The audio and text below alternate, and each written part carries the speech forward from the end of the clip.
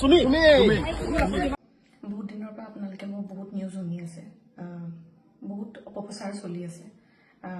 যি নিউজ বাজিছে তাৰ 10%ও সঁচা নহয়।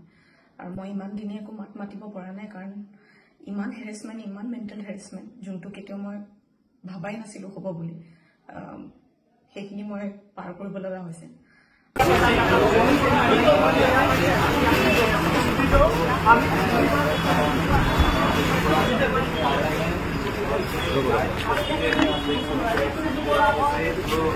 ये पूरे विकास पे विकास जो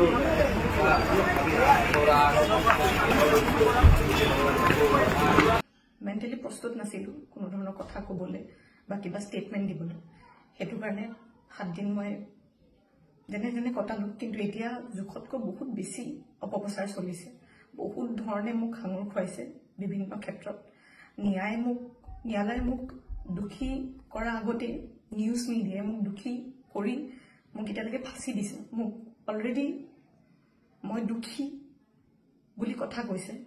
আৰু বহুত ধৰণৰ নিউজ, বিভিন্ন ধৰণৰ নিউজ, য'ত মোৰ কেছটোৱে ট্ৰেডিঙৰ ওপৰত আছিলে, কিন্তু এতিয়া কেছটো অকল মোৰ ওপৰত হৈ গ'ল। আজি ফাইনেলি বহুত দিনৰ পিছত সাহস কৰি মই চাৰেণ্ডাৰ কৰিব ওলাইছোঁ। মই ফুল কোঅপাৰেট কৰিম পুলিচৰ লগত। ইমান দিনে কৰিব পৰা নাছিলোঁ, মই পলাই ক'তো থকা নাই, মই লুকাই আছিলোঁ অকণমান, মই পৰা নাছিলোঁ সহ্য কৰিবলৈ। ইমান সহজ নহয় নিউজ এটা শুনি থকা বা নিউজ এটা কৰি থাকিলে, যি মন যায় তাকে কৈ আছে।